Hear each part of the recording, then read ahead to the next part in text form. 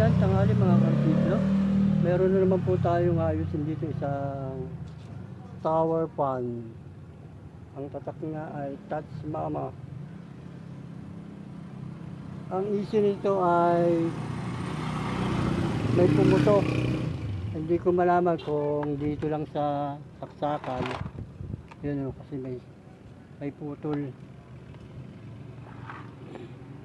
Tsaka pinapaayusin na rin ito, pinalilinis.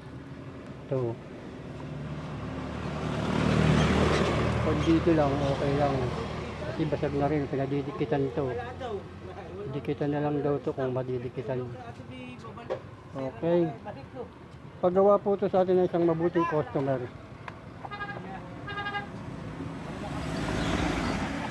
Bago ko pala umpisan ayusin ito ay nais ko muna magpasalamat sa mga viewers ng Florifer. Nag-like, nag-share, nag-comment, nag-subscribe. Maraming salamat sa inyo lahat. Okay? Bubuksan ko lang ito tapos pakita ko na lang sa inyo. Ito mga karsiklo, buksan ko na. Tanggal ko na yung takip. Hindi siya, sobrang dumi.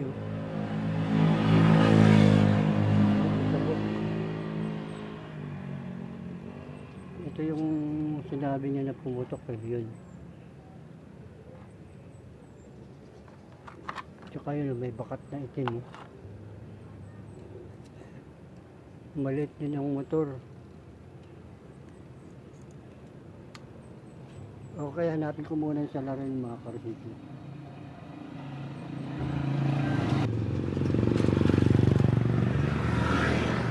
Ito mga karsiklo, bakit muna natin ito.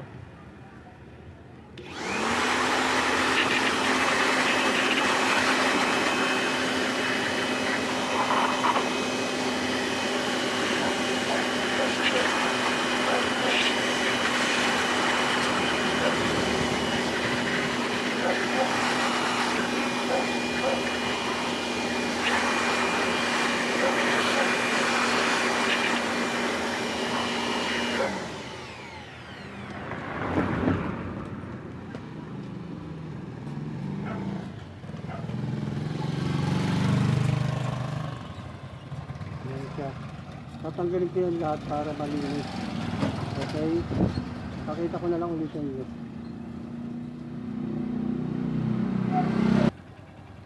Ito mga karsiklo. Nakatanggal ko na yung motor to. Tanggal ko na rin yung hélice.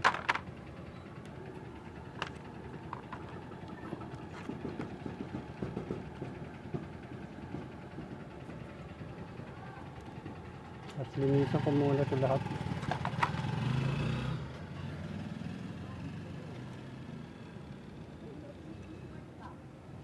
Pati yung ano niya natanggal na ito.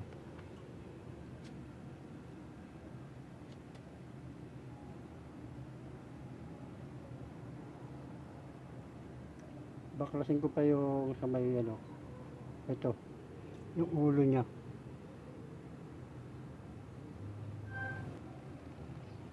Ito mga karsiklo, natanggal ko na rin yung pinaka-ulo niya, ito, yung motherboard, saka yung motor.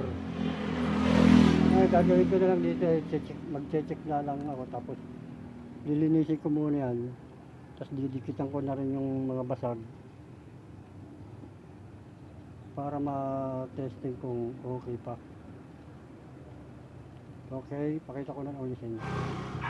Ito mga karsiklo, nalinis ko na yung mga cage dito.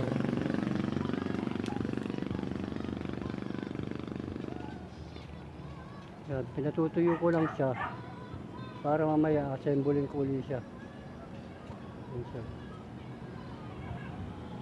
Para itong mga basag na to maidikit yan kasi basag na basag oh. Okay.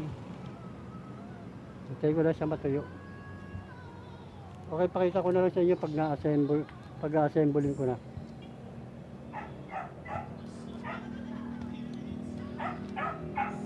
Ito yung motor niya. Sinig ko yung motor niya, okay naman siya, ma-under naman siya. Tsaka yung mga ano niya, mga under naman, okay naman siya. Okay. Ito mga ka-resiklo. Binuksan ko na rin pati yung initan. Ito. Kasi yung dumi, sobra.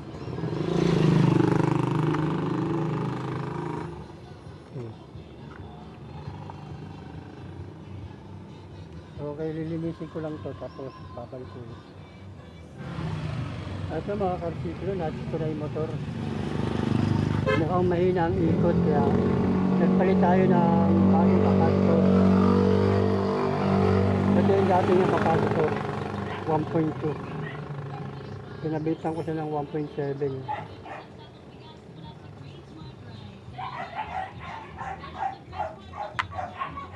Kaya lang naman naging salarin. Ito yung naputol, yung sa line cord, tsaka kapasitor. Wala na, okay na siya. Itong sa swing niya, umiikot naman. Okay naman ang ikot niya. Okay, yun lang ang naging problema niya, kapasitor. Mahina.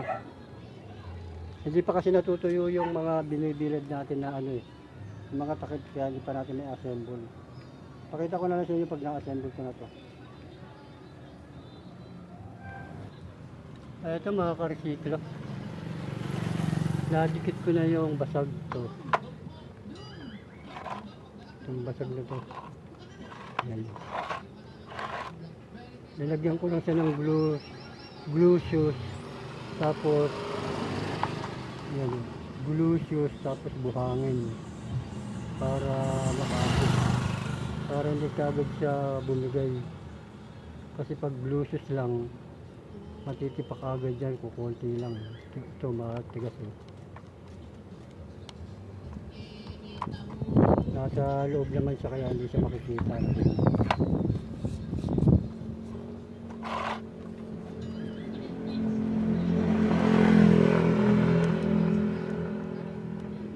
Pinatutuyo ko na lang yung ano, tapos kakasana natin to. Okay, pakita ko na lang ulit sa inyo.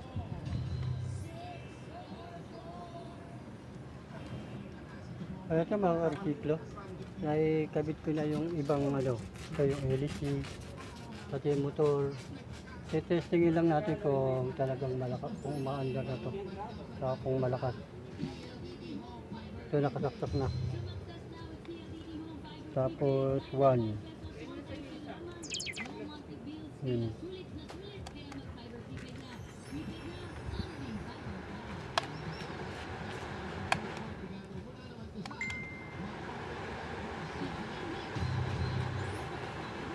na siya mga ka-resiklo.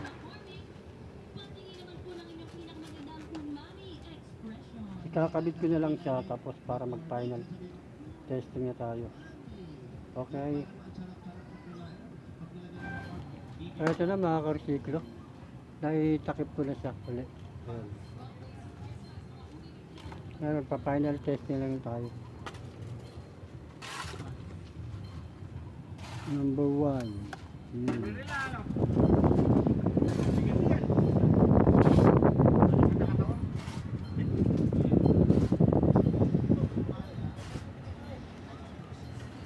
Pati swing gumagalaw.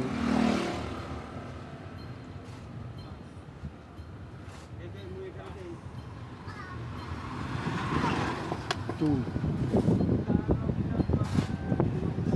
3.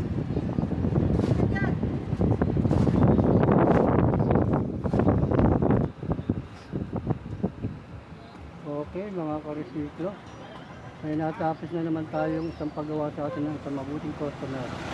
Ang issue nito ay putok yung line cord, tapos mahina yung capacitor, kaya yun lang ang mga pinalitan, capacitor tsaka line cord. Dinugtong lang naman yung line cord, tapos nilinis, tapos dinikit yung mga nabasag yun sa paa kasi basag. Okay, hanggang dito na lang mga ka-resiklo. Maraming salamat po sa inyo.